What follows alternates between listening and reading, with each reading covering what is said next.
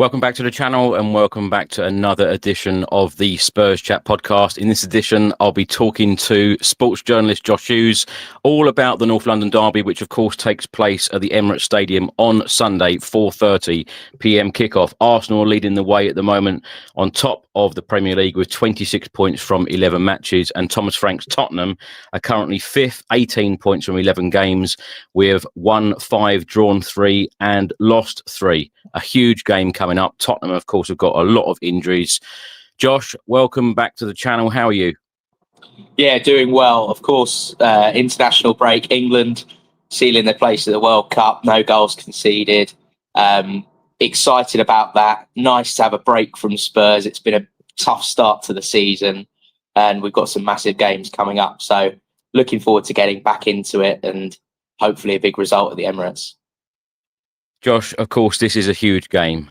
Spurs have only ever won once at Highbury in Premier League history, once at the Emirates in Premier League history. At some point, this record needs to turn around and Spurs need to start winning at our biggest rivals. Arsenal and Chelsea, I say this every single year, particularly when this fixture comes up. How are you feeling as a Spurs fan going into this North London derby on Sunday? I think we'll start with the positives, and the positives are that Thomas Frank tends to set up quite well against those bigger teams.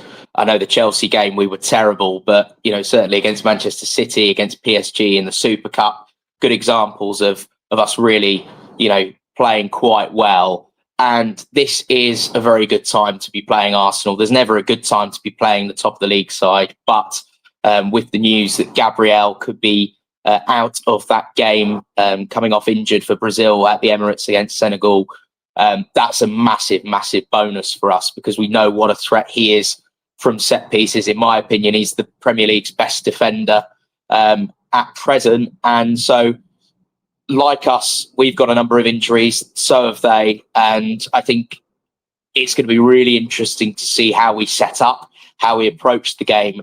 Arsenal have been a winning machine for quite some time. Although pleasantly surprised with, the Sunderland game, the 2-2 draw. Sunderland could have easily got more out of that game. I think Arsenal certainly are beatable, but we're going to have to be perfect or near enough perfect to get a result at the Emirates this time. I think we're absolutely the underdogs. I don't think anyone would expect anything less than an Arsenal win, unless you are a Spurs fan, and maybe even most Spurs fans, I think, don't expect anything less than an Arsenal win. But who knows, we might be able to spring a surprise on Arsenal, and hopefully if we can limit them to nothing but set pieces and one of their main threats in Gabriel is out, we might stand a better chance. Josh, do you think that Thomas Frank will go back to a back five in this game? I would be really interested to see whether we do or don't, and potentially we might, and that might be an audition for the PSG game. Of course, when we played PSG in the Super Cup, we played that back five and Kevin Danso with the long throws. It's the first time we sort of saw that. Kudus and Richarlison both up top. And I don't actually know what Kudus' status is for these games, but I think certainly if we end up playing a back five, we're going to limit Arsenal. But then again, Arsenal, I don't think they've been creating huge amounts in terms of, scoring goals and open play. There've been a lot of set pieces. Of course, they've got strengths all across the pitch. But as far as I'm concerned, it doesn't really matter whether we play back four or back five. I just want to see us turn up and have a good go at the game and not just sit in to frustrate them the whole time. Josh, let me ask you, what have you made of Tottenham under Thomas Frank? Because, of course, taking over from Ange Postecoglou in the summer, of course, Spurs won the Europa League. What have you made of the style of play? What have you made of Thomas Frank overall? Do you think it's going to be a successful season for Tottenham? Look, I think the facts are the facts, which is that we're unbeaten in the Champions League. We're fifth in the Premier League table now. We've had a much better start than I actually expected us to have. But speaking of facts, I think it's not subjective. I think it is a fact that the style of football has been certainly frustrating. It's left more to be desired. I'm taking the view that Frank has been trying to sort us out defensively, and with a lot of key attacking players missing, I think that has been his priority. Let's shore us up, because we were so poor defensively under Ange Postecoglou. But I think what's happened is it's gone too extreme in one direction, and it's almost as if we've forgotten that we need to try and score goals to win football matches, and we need to, certainly at home, there is an expectation amongst us Spurs fans that we go and we get on the front foot. And I think there was a stat that came out this week that Spurs have only attempted 4 through balls all season, and only 2 of those being successful. And I think at least one of them led to a goal. That is quite damning, because I think what we've all been frustrated seeing is you turn up at the Tottenham Hotspur Stadium, certainly you, Chris, going, over land and sea to watch our club. The amount of times where you can see a forward pass is on, but no, we take too long on the ball, turn, play sideways and backwards. And I really am struggling to understand whether this is Thomas Frank's coaching or whether this is down to the players. I think the truth is probably somewhere in between. But we're not creating enough chances, and we're not taking the game to teams as much as we should be. But it's still early days, and I think there are still some positives to be taken. I said, just before we went live, at the end of the day, the most important thing is the points on the board, and we are in a good position in terms of points. I think if you'd said to me, we'll finish 5th this season, and we get into the knockouts of the Champions League, I would have, snapped your hand off for that, because I was expecting this would be a tough season after Ange Postecoglou left, after winning the Europa League and seeing, we've spoken many times about how we feel like we were left short again in the summer. Shock. Tottenham board leaving us short in a transfer window. And with the number of injuries we've had, and certainly I think the most sort of damning thing really is the amount of goals in terms of goal contributions that we're missing in this team, because with Kulusevski, Solanke out, James Maddison out, and now Son no longer at the club, those are our 4 most productive players last season in terms of goals and assists. Yeah. And so I think, in a way, I think we're yet to see the best Thomas Frank team. But clearly, I think we've seen enough to know that we are lacking in quality, certainly in the forward areas. But I suppose a rare positive would be that after, we had such a poor first half display against Manchester United, when Tell and Odobert came on, the energy changed and we seemed to be far more aggressive going forward. But we just want to see more of that. I don't think we're asking a lot. We just want to be entertained at the end of the day. Josh, you rightly said there about Tottenham's through balls was 4. It was actually the worst stat in the Premier League right now. Arsenal are the best stat right now with 40 through balls so far this season. What have you made of them this season? And dare I say it, do you think this is going to be their year? I hate to admit it, but right now they are the only team that stand out to me as consistent. And I know, of course, they got a draw against City, they got a draw against Sunderland, and they lost that game to Liverpool at Anfield. But all in all, no matter what competition, they keep on winning. And it doesn't matter what scoreline and how many games in a row did they keep a clean sheet. And they've barely conceded any goals this season across all competitions. So for me, they've got the best back line in Europe. I think that combination of Gabriel, Saliba, Calafiori's been magnificent for them. Timber's been fantastic. And David Raya, who is one of the top goalkeepers in Europe, has been a really solid foundation for them. And then having Rice and Zubamendi in midfield, 2 incredibly different but very, very good players. And then they've got goals and quality kind of from all areas of the pitch. And they've got so much strength in depth. And now I think it's the first time their depth is being tested with some injuries. But no one's been talking about Odegaard, because you've got the likes of Nwaneri, you've got the likes of Marino, Havertz, Saka, you've got all these Trossard, you've got all these attacking players, so much quality in that squad. I think that, I would expect them to be favourites to win the Premier League. I would expect them to be favourites or amongst the favourites to win the Champions League. I would say right now in Europe, the only side that I've looked at this season that I think have been better than Arsenal has been Bayern Munich. And I think that's really high praise. And it doesn't come easy to say this, but I think they've had so many years of being close to the top. And then what did they do in the summer? They went and got Victor Gyökeres, and they went and strengthened even further. And I think that's a sign of a good team, is when you're in a position of strength, you keep on building, you keep on adding, you keep on growing. So whilst we remain to see whether the usual Arsenal crumble gets served up with a scoop of ice cream come the end of the season, right now, I think if I was an Arsenal fan, God forbid, I think I would be feeling really, really positive right now. Josh, you mentioned the Tottenham board a couple of minutes ago. Now, of course, it's come to light from David Ornstein yesterday that if Spurs, want to go and sign Antoine Semenyo from Bournemouth, the release clause is £65 million.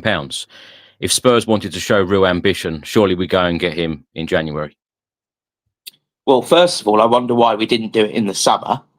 But second of all, absolutely, we should be trying to go and get him. But which other teams are going to want to go and get him? I think Liverpool need a winger right now, and I'm sure they have seen enough. I think he got 2 goals, didn't he, on opening night at Anfield? And I think this is the problem we find ourselves in. When we have a summer window where we don't do the business, you end up in a situation where you've got other clubs around us competing, either above us or in and around us, that will go and buy players they don't even necessarily need. Chelsea's another club. I wouldn't rule out Chelsea going and putting 65 million on him. I live with 2 Chelsea fans, and they both said, we don't need Semenyo, but we'd absolutely take him. And we believe that Chelsea is the type of club that would go out and get him if they fancy it, because that is just how they operate. And so, as much as 65 million, absolute steal for a player of Semenyo's quality. And I think if Semenyo gets the opportunity, hopefully we can have agent Kudus putting in the work with those Ghana links. And he will need to do a lot of heavy lifting to convince him to come to Spurs, because, there are several other clubs that could go in for him. Arsenal could decide they want another winger. If someone like Martinelli decides to go to Saudi. And that's the problem. You try and sign a player of that quality who's been so good, all the other top teams are going to want him. And what's going to make him want to join Spurs over those other teams? So it's going to be very tough. I really hope that we show that ambition straight away. And you'd like to think that the club is already in contact with the player and his agent and the club. But at the same time, you just wonder, why did we not act in the summer? We were desperately short in that department. We've seen it come to light this season. I really like Odegaard in terms of his work rate, but he's still quite a long way off being the player that we'd all like him to be. It's very clear that there is a mismatch in our team at the moment. We've got real quality in Kudus, but on that left-hand side, we don't have the same. So we were linked with Savinho all summer, and then we ended up not signing a left winger. So it makes you wonder, if we don't get him, there's probably a very good reason for that, which is if we'd acted sooner, we may well have had him. Yeah. Josh, final question for you. Give me a score prediction and a predicted starting 11, and I'll be really interested to see who you put in at the number 9 position, because, of course, Matisse Tell came on against Manchester United in our last Premier League game, scored. You mentioned Odegaard there. Both of them, that duo came on in that Manchester United game and made a difference. And they were impact players from the bench. And that is all we ask. And that's all Thomas Frank asked, that he actually said in the press conference, I wanted him to come on and score a goal. It's exactly what he did. Of course, he's on the score sheet for the France under-21s this week as well. What's your predicted 11, and can we do it at the Emirates? I think the best result we can get is a draw, to be perfectly honest. We rarely ever get a result. I think it's, as you say, 1 win at the Emirates in the league, 1 win in the League Cup. In these games, no matter what happens at the Emirates, Arsenal always seem to find a way to get a result. And so I think we'd be doing very well. And I would be very happy, actually. I would take a draw right now if you offered it to me, because it's the type of game we could easily be going and losing. So I'm going to go. I think Arsenal are certainly the more likely side to win, but if I'm going to be optimistic, I'll go with a 1-1 draw. And then in terms of the lineup, it's got to be Vicario. I actually would go back 5 for this game. I would go with Udogie, Porro, then Romero, Danso, and really, really push those wing backs higher up the pitch. Then, of course, that means that we're going to, one of those attacking players is going to miss out. I don't know where we're at with Kudus. Where are we at with Kudus? Do you know if he should be back? They are very hopeful that he's going to come back for this game, yes. Okay, so in that case, you definitely take the risk. So midfield, you go... I don't think Sarr will be fit, so it'll probably be Palhinha and Bentancur. And then I would go with Kudus. I'd be tempted to go Kudus and Richarlison, because I think Richarlison, as much as I don't want him to start, he probably will start anyway. And I quite like his aggression in these sorts of games. And then I would probably go in the 10, I would go Xavi Simons, obviously scoring for the Netherlands. And he seems to have let his hair out now, very Marc Correa-esque. Hopefully that will signal a change in his form. I reckon we'll probably go with something like that. And to be honest as well, when we played PSG in the Super Cup, Richarlison and Kudus really did link up quite well as a front two. But I think if Matisse Tel was to start, I would have no complaints. I think he would have absolutely earned it. I mean, he's in unbelievable form for France under 21s. And for Spurs, as you said, he came on, was asked to score a goal. He did that, took it very well, and was a real presence. And again, he's one of those players that seems to lack a lot of quality, but his work rate is superb, and I can't fault him for that. And then that hopefully gives us some options going forward. I'm sure people will be screaming in the comments, no to Richarlison, but whether we like it or not, I think he'll be starting that game. Josh, can I very quickly ask you this? Because a couple of days ago, it came out that Thomas Frank has done an interview. He's writing a book based on him managing at Brentford and managing the Premier League. He came out and said that he had interviews on the same day last year at Manchester United and Chelsea, and has come out and said that he has a crazy job and he's got a crazy challenge at Spurs. What's your reaction to that? Well, yeah, if you're not ready for a club with the expectations at Spurs, you shouldn't have taken the job. I think that's part and parcel of it. You're moving to a club that has won a Europa League trophy, is a traditional Big Six club. It's a different environment to what you would have at Brentford. So the weight of expectation goes up.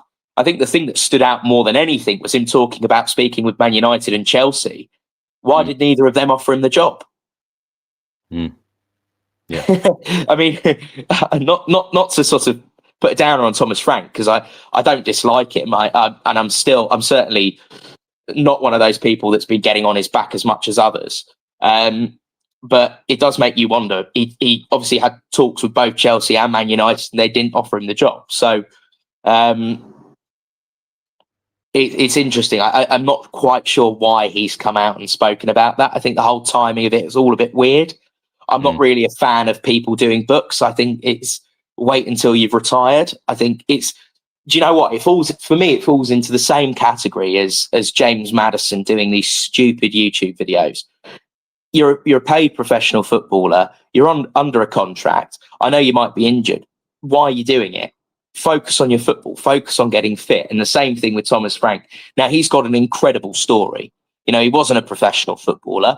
His career ended very early, and he took up coaching at the age of about 20 or something like that in Denmark. And he's had this unbelievable journey to where he is, and he should be absolutely praised for that. But the time to write a book is when you retire, or when you are not working at a club, not whilst you've got a really important new job and you've got some very big games and the weight of expectation is higher. I just think it's a bit distracting for what you should be focused on, especially when the football's not as good as we wanted it to be. Josh, so what score prediction are you going with? Yeah, we'll be positive and we'll go 1-1. 1-1. Okay. Well, thank you so much for joining me. Have a good week, and the nerves will certainly start kicking the closer we get to that kickoff on Sunday afternoon. Josh, have a good week, and I'll speak to you soon. Thanks for watching, everyone, and come on, you Spurs.